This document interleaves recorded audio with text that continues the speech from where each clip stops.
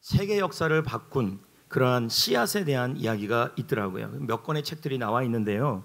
그 중에 한 열 몇 개가 세계 역사를 바꾼 씨앗이라고 표현되어 있더라고요.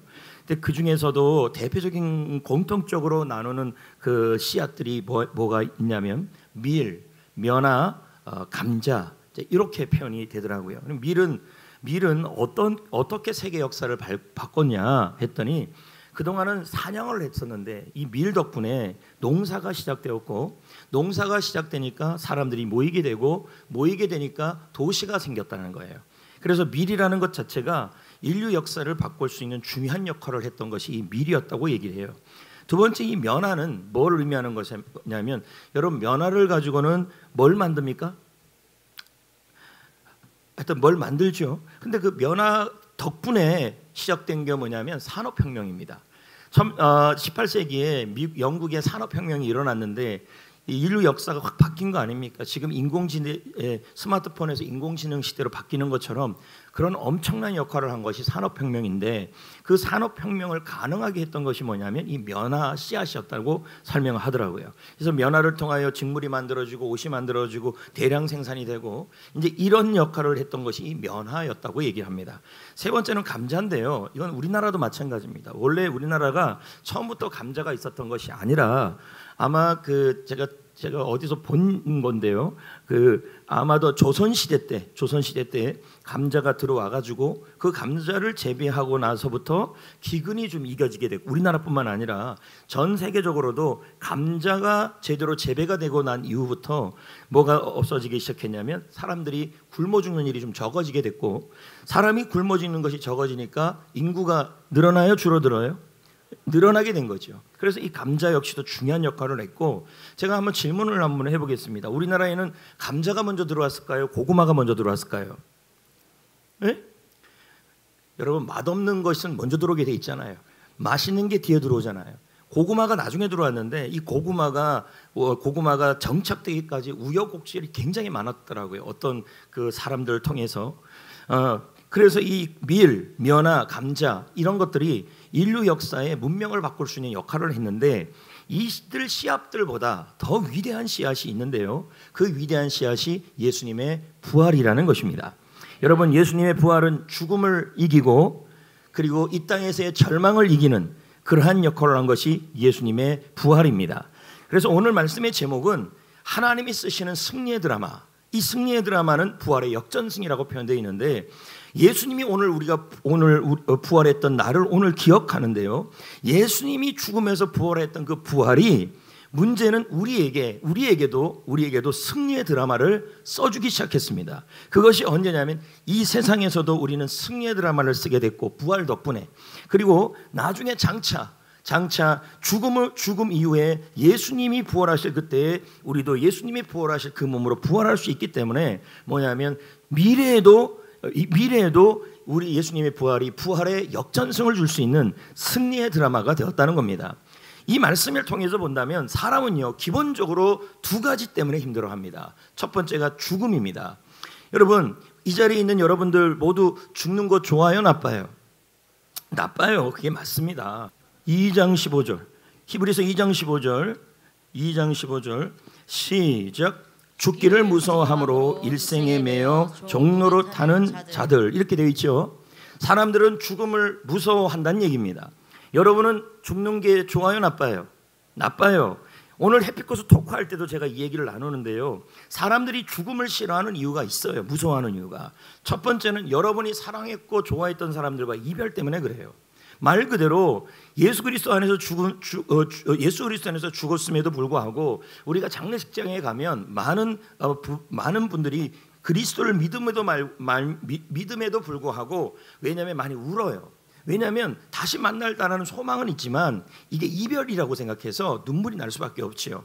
그래서 우리가 죽음이 두려운 이유 중에 하나가 내가 사랑하는 자녀들, 내가 사랑하는 부모님들, 또 여러분이 사랑하는 사람들과 헤어질 수밖에 없다라는 그 사실 때문에 두렵습니다. 두 번째 왜 사람이 또 죽음을 두려워하냐면요.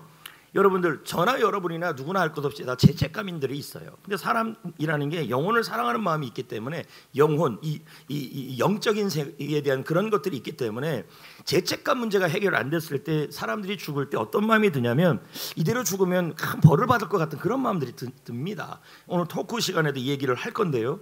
그러니까 이대로 죽으면 죽음 이후에 좋은 곳으로 못 갈 것 같은 그런 막연한 두려움들이 있다는 얘기예요. 죄 문제가 해결이 안 되니까. 세 번째는 뭐냐면 가장 큰 두려움인데 내가 죽어본 적이 없어서 죽어본 적이 없으니까 죽고 난 다음에 어떠한 일이 일어날지에 대해서 불확실하다는 얘기예요. 그러니까 사람들이 죽음을 두려워하는 것입니다. 그래서 짐 모리스라는 학자는 이런 말을 해요. 이 땅에 병 걸리는 것도 힘들고 그리고 이별도 힘들고 고통도 힘들고 물질적인 병도 다 힘들지만 사람을 고통스럽게 하는 것, 사람을 힘들게 하고 절망스럽게 하는 것 중에서 가장 큰 것이 뭐냐면 바로 뭐라고 설명하냐면 죽음이라고 얘기를 해요. 오늘 이 자리에 있는 여러분들 모두 다 죽음은 싫습니다. 이 죽음이 너무 싫어서 지금부터 5,000년 전에 고대 이집트에서도 죽음이 너무 두려우니까 죽고 난 다음에 정말 최상의 모습으로 가장 멋진 모습으로 다시 좀 어떻게 됐으면 좋겠다고 해서 한 게 미이라입니다.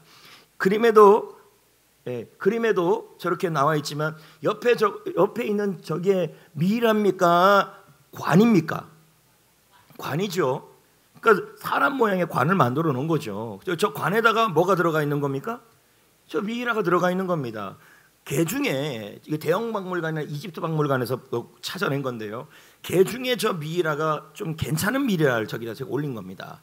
그리고 좀 이렇게 막 찌글찌글하고 막 이런 거 올리면 정신 먹기 전이잖아요. 그래서 제가 가능하면 좀 올리지 않은 겁니다. 저 미이라를 만드는 방법이 뭔지 아십니까? 사람의 있는 이 속에 있는 모든 것들을 다 끄집어냅니다. 그러니까 이 안에 저 미이라는 안에 있는 게 없습니다. 있으면 부패하니까 다 끄집어내서 거기다 방부제 집어넣고 솜 집어넣고 막 이렇게 만들어서 저 상태가 썩지 않게 하려고 저렇게 한 겁니다. 근데 실상은 시간이 지나니까 이제 나뭇가지처럼 비틀어지고 시간이 지나니까 결국은 차가운 박물관에 전시품밖에 되지 못합니다. 결국은 이집트인들도 죽음에 대한 두려움이 있으니까 미이라로 다시 태어났으면 좋겠다고 생각하는 마음으로 저런 형태를 지은 것입니다.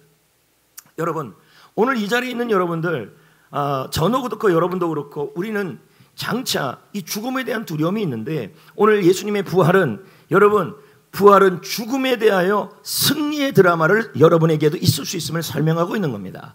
그래서 우리가 예수님의 부활절 예배를 감사하게 여기는 겁니다. 자, 여러분, 우리가 이 땅에 살아가는 동안에 여러분을 두렵게 하는 것 중에 하나가 죽음인데 그 죽음이 이별, 그 죽음이 죄책감, 그 죽음 이후에 일어날 미지의 세계 이런 것 때문에 우리가 두려워하는데요. 이 두려움이 여기서 끝나는 것이 아니라 또 한 가지는 죽음 이후에 대한 두려움도 있지만 죽음에 대한 두려움도 있지만 죽기 전에 이 세상을 살아가는 동안에도 여러분 우리는 굉장히 어려움 중에 살아갑니다. 그러니까 이런 어려움 중에서도 여러분 죽음 이후에 반전의 드라마가 있어도 너무 감사하지만 지금 이 땅에 살아가는 있는 동안에도 여러분 우리는 승리의 드라마가 써져야 하는 겁니다. 실상은 그런데요. 베드로전서 1장 3절의 말씀에 보면 부활에 대한 이야기를 얘기하면서 6절에 뭐라고 얘기하냐면 성도들이 시험을 받고 성도들이 근심이 있다고 설명을 하고 있어요. 이 땅에 살아가는 동안에 6절입니다. 베드로전서 1장 6절 시작. 그러므로 너희가 이제 여러 가지 시험으로 말미암아 잠깐 근심하게 되지 않을 수 없으나 이 말씀을 받는 대상이 누구냐면 바로 베드로전서를 받는 대상이 바로 기독교인입니다. 그 당시에. 그러면 이 기독교인이 누구냐? 베드로전서 1장 1절 2절에 뭐라고 나와 있냐면 터키 위쪽에 있는 터키 북부 쪽에 있는 본도 지역, 비두니아 지역 그 지역에 있는 사람들이에요. 그러면 그 지역에 있는 사람들은 로마와 거리가 멀다고 생각하는데 그렇지 않지요. 그 지역까지도 로마가 점령해버린 상황입니다. 그러니까 로마가 있는 황제를 숭배하지 않고 그리스도를 믿지 않으면 이들에게도 핍박이 있었고 그 당시에 황제가 누구였냐면 그 유명한 네로 황제였어요. 네로 황제들이 기독교인이 예수 그리스도를 믿는다는 이유만으로 어떻게 했냐면요, 짐승 가죽을 기독교인들에게 씌우게 한 다음에 그런 다음에 콜로세움이나 원형 경기장에 기독교인들을 집어넣습니다. 그러면 사냥개들이 와서 뜯어먹는 거예요. 뜯게 하는 거예요. 그러면 그 모습을 그 2만 명, 3만 명, 지금 우리가 잠실 경기장이나 월드컵 경기장이 2만 명, 3만 명 모이는데요. 당시 로마의 콜로세움이나 원형 경기장은요 곳곳에 있는데요. 기본이 1만 명, 2만 명, 3만 명. 오늘날 다를 게 없습니다. 경기장이요. 근데 그렇게 사람이 찢기는 모습을 보면서 좋아했다는 거예요. 그것도 기독교인을요. 그것뿐입니까? 여기 나와 있는 것처럼 기독교인을요 저 끓는 물에 저렇게 집어넣은 겁니다.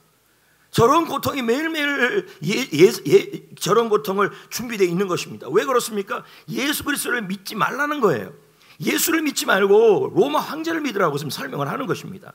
저런 상황에 처해지는데 어떻게 여러분 세상에 지금 여기 베드로전서 1장 6절에 나와 있는 여러 가지 시험, 근심이 다 저런 걸 의미하는 겁니다. 저것뿐만입니까? 경기장에다가 사자를 풀어놓고 여기 사자를 풀어놓고 기독교인들을 저기다가 저렇게 두면서 가서 공격하라고 하는 것이죠. 저러면서 순교를 맞는 거예요. 그렇다면 여러분 우리가 한번 상상을 해보자는 거예요. 기독교인들이 매일 아침마다 일어날 때마다 무슨 생각이 들었을까요? 오늘 내가 죽을 수도 있다라는 생각이 들었을 것이고, 그리고 여러분 내가 발각이 되고 기독교인들이라고 발각이 된다면 가족과 오늘 생이별을 또 해야 되고, 그것뿐입니까?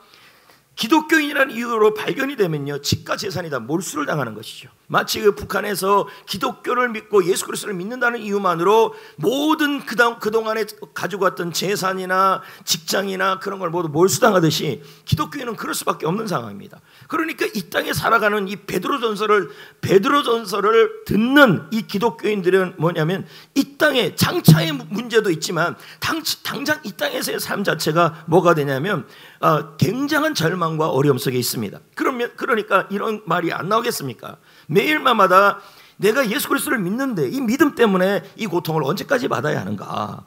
그리고 내가 믿는 이 믿음을 내가 진짜 붙잡을 만한 가치가 있느냐? 그런 생각이 계속 들었을 것입니다.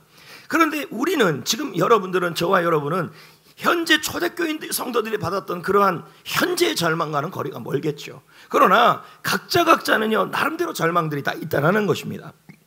지난주 신문에요 이런 신문의 기사가 써 있더라고요. 뭐냐면 현재 2030 세대가 직장이 없어서 쉬고 있는 사람들이 50만 명이 넘어요. 근데 그들이 신문 기사의 헤드라인에 뭐라 나왔냐면 이 청년들이 2030 세대들의 청년들이 입에서 나오는 말이 이번 생은 망했다는 거예요. 대한민국에서 태어난 것 자체가 망했고 이번 생에는 그냥 절망이에요. 망했어요. 그러니까 더 이상 이번 생에서 뭔가 희망을 갖고 도전할 만한 그런 위치가 안 됐다는 거 지금 설명을 하는 거예요. 이번 생은 망했다. 그러면 이들은 2030은 지금 뭘 설명하고 있냐면 절망이에요. 절망. 이런 상황에서 승리는 무슨 승리고 역전은 무슨 역전입니까? 당장 서류 조정의 취직을 위해서 입학서를 내고 그리고 제안서를 내고 자기 이력서를 내고 그러는데도 수없이 여러분 50만 명이 안 된다는 것은 이 취직이 잘 안 되는 거죠. 그러면 이런 마음이 들겠죠. 왜 나는 자꾸 안 될까? 그리고 또 다른 지원서를 쓰면서 긴장감이 들고, 이게 바로 뭐냐면 현재 그리스도인 청년들, 그리스도인이 아닌 청년들도 입에서 나오는 말이 이번 생은 망했다는 말을 하는 거죠. 자, 그럼 이번 생은 망했다고 얘기하는 이 청년들, 청소년들, 이들에게 고백은 뭐가 나오냐면 망했다고 고백 속에서 더 이상 이 인생에 대하여 현재의 삶에 대해서 반전은 없다고 생각하는 거죠. 그렇다면 여러분 3040은 어떻습니까? 죄송합니다. 3040, 50까지, 60까지 가보겠습니다. 3040, 50, 60. 자, 이들은 여러분 결혼도 해야 하고 결혼도 했고 또 3040 같은 경우 50까지는 가야겠죠? 50까지, 왜냐하면 결혼을 늦게 해서 애가 늦게 나올 수도 있으니까. 그러면 이분들도 여전히 절망감이 있는 겁니다. 왜요? 결혼을 하자니 결혼에 대한 부담이 있고 비용에 대한 부담이 있고 그리고 집에 대한 부담이 있고 또 아기를 낳자니 아기를 키운다라는 부담감이 있는 겁니다. 애를 키울 수도 없고 키우자니 부담스럽고 또 엄마로서 아이를 키우고 나서 또 회사에 취직하기 전까지 그 전까지는 경력 단절이 일어나고 이런 현실 속에서 어떤 승리의 드라마를 쓰려고 하더라도 한계가 있다라는 겁니다. 그럼 60, 70, 80은 어떻습니까? 노후에 대한 불안, 시간이 지나갈수록 은퇴가 가까워지고 은퇴의 나이가 내려갈수록 외로워지고 이런 삶을 살아보면서 어르신들이 하는 말이 뭡니까? 그냥 빨리 죽어야지, 이런 말을 하게 되는 것이죠. 결국은 전 세대가 어떤 상황에 처해지냐면 절망이라는 말을 우리의 입에 달고 살 수밖에 없습니다. 거기다가 크리스찬들은 어떻습니까? 이 자리에 있는 직장생활 하시는 분들 회식한다 그러면 여러분 기분이 타기보다는 일반적으로 크리스찬들은요, 회식한다 그러면요, 또 회식이냐 이런 생각이 듭니다. 왜요? 회식의 자리에 가게 되면 반드시 술을 먹어야 되고, 또 술을 먹으면, 여러분 술을 먹으면 잘 끝납니까? 대부분 끝이 안 좋습니까? 예, 안 좋습니다. 1차도 안 좋은데 거기다 2차, 3차까지 가면 얼마나 더 안 좋습니까? 그런데 여러분, 기독교인으로서 나는 믿음을 지키려고 한단 말이에요. 그럼 믿음을 지킨다 그러면 뒤에서 또 뭐라 그럽니까? 아이고, 믿음 지키는데 유동을 안 해, 유별을 안 해, 이런 얘기를 합니다. 이런 압박 속에서 믿음 생활을 한다는 거, 그리고 그런 압박 속에서 직장 생활 잘한다는 거, 잘해야 한다는 거, 그거에 대한 부담감이 있다는 얘기죠. 여러분 캠핑 좋아하잖아요. 근데 못 가잖아요. 가요? 못 가요. 그러면 목사님은 가요? 못 가요. 캠핑 좋아요? 좋아요. 안 가요? 왜? 귀찮아요. 그러면 대리만족을 해야 될 거 아닙니까? 그걸 틀면 됩니다. 이거를 틀면 꼭 뭐가 나오냐면 캠핑에 술이 나와요. 요즘 세상은요, 회식 문화 안에서 신앙을 지키기가 쉽지가 않은 그러한 절망 속에서 살아가는 그런 어려움 속에 있습니다. 이게 바로 초대교회 성도들의 모습이고 우리의 모습입니다. 자, 정리해 봅시다. 우리는 모두 두려움이 있습니다. 죽음에 대한 두려움. 정리해 봅시다. 부활절을 기점으로 왜 베드로가 1장 3절에 부활을 설명하면서 산소망이라는 이야기를 전하고 있습니다. 그러면 우리는 죽음에 대한 두려움도 있고 지금 현재에 대한 절망도 있습니다. 근데 베드로가 흩어진 성도들에게 뭐라고 설명하고 있냐면 예수님의 부활에 대한 설명하면서 산소망이라는 얘기를 합니다. 1장 3절을 볼까요? 뭐라고 되어 있는지 읽어볼까요? 시작. 산소망이 있게 하시며. 주 예수 나의 산소망이래요. 그러면서 전후 문맥을 본다면 부활하신 예수님이 우리의 산소망이래요. 지금 그렇게 설명하고 있는 거예요. 가장 어려운 것이 뭐냐면 이거에 대한 해석입니다. 왜냐하면 우리가 찬양을 부릅니다. 여러분들이 주 예수 나의 산소망 하는데 정확한 개념을 이해하지 못하고 부릅니다. 예수님이 왜 나의 산소망이고 예수님의 부활이 왜 나에게, 지금 현재 절망 속에 있는 나에게, 아니면 장차 죽음 이후에 죽음으로 끝나는 우리에게 왜 예수의 부활이 산소망이 되냐는 거죠. 원문의 뜻을 해석해 보니까요, 이렇게 표현되어 있더라고요. 산소망이란 말은 지금도 살아서 역사하고 활동하는 소망이라는 뜻이에요. 그래도 약해요. 왜냐하면 지금도 살아서 역사하고 활동하는 소망이 예수님의 부활이라 그러는데, 지금도 살아서 활동하는 그 소망이 어떻게 나의 절망을 이기고 어떻게 나의 죽음 이후에 부활할 수 있는, 죽음을 이기는 그러한 소망이 되냐는 거예요. 이것도 약해요. 그래서 다른 사전을 찾고 다른 원어 사전을 찾으니까요, 해석이 정확한 게 하나 나오더라고요. 능력이에요. 어떻게 표현되어 있냐면 예수님의 부활은 지금도 살아서 활동하고 움직이는 생명의 능력이다, 하나님의 능력이다, 이렇게 표현되어 있어요.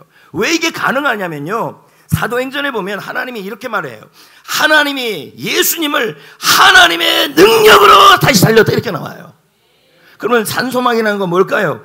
지금도 죽음을 이기고 지금도 절망을 이기는 하나님의 능력이 바로 예수님의 부활이요 산소망이라는 뜻이에요. 아멘. 그래서 베드로전서 1장 3절 4절을 볼까요? 뭐라고 얘기합니까? 뭐라고 시작합니까? 우리를 거듭나게 하사. 우리를 뭐하게 하사? 거듭나게 하사. 거듭나게 하사. 맞습니까? 맞아요? 우리를 거듭나게 하사. 이 거듭나게 한다는 말은 우리가 하나님의 자녀가 되었다는 뜻이에요. 맞습니까? 하나님의 자녀가 되었다는 말은 베드로전서 3장 4절에 1장 4절에 이렇게 표현하고 있어요. 우리가 장차 썩지 않고 더럽히지 않고 새하지 아니하는 유업을 입게 된다. 문맥을 통해 본다면 여러분, 부활한 몸을 입게 된다는 뜻이에요. 그러므로 여러분, 우리가 하나님의 자녀잖아요. 하나님의 자녀가 됐다면 우리가 거듭난 사람들이에요. 거듭난 사람이란 말은 장차 죽음을 이기는 소망인, 죽음을 이기는 하나님의 능력인 예수 그리스도의 부활을 통하여 우리도 부활할 수 있는 썩지 않는 몸을 입게 될 거란 뜻이에요. 이걸 더 설명하는 내용이요, 어디 나오냐면요, 토마스 왓슨 청교도가 하는 말이 있어요. 읽어볼까요? 시작. 거듭남은 부활의 약속이며 죽음의 공포에 대한 우리의 승리입니다. 자, 여러분, 거듭났다, 이 말은 예수님 하나님의 자녀가 되었다, 이 뜻이에요. 그럼 여러분 하나님의 자녀잖아요. 하나님의 자녀가 됐죠. 하나님의 자녀가 됐으면 여러분은 장차 죽음을 이기고 이기신 예수님처럼 부활을 할 거라는 약속을 받았던 뜻이 되는 거예요. 이걸요 요한일서 3장 2절에 또 설명을 하고 있어요. 볼까요? 네. 사랑하는 자들아, 시작. 사랑하는 자들아, 우리가 지금은, 자, 뭐라고 설명하고 있어요?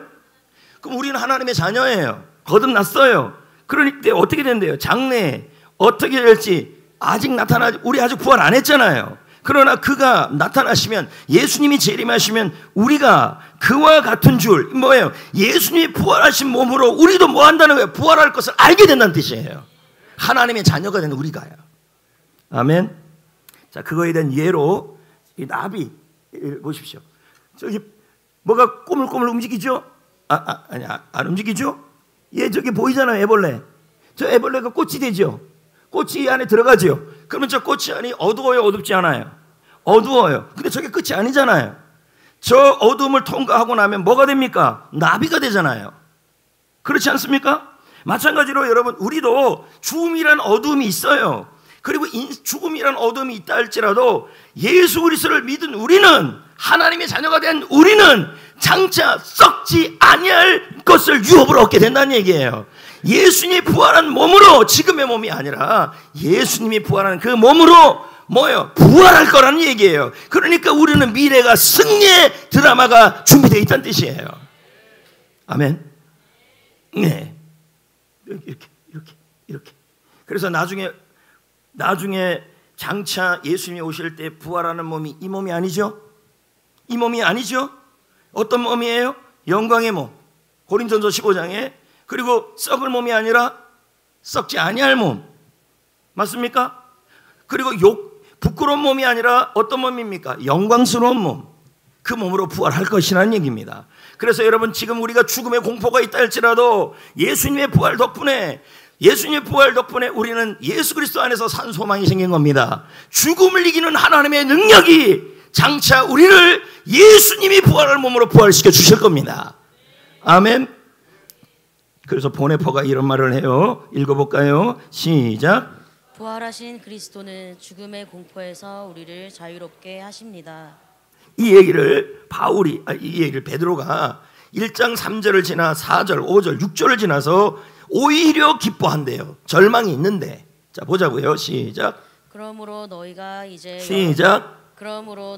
이제 여러 가지 시험으로 말미암아 잠깐 근심하게 되지 않을 수 없으나 오히려 크게 기뻐하는. 그러면 여러분, 이 베드로 전서를 받는 성도들이 이 고난이 잠깐의 고난이고 표현이 있지만 사실은 어느 정도였냐면 절망이에요.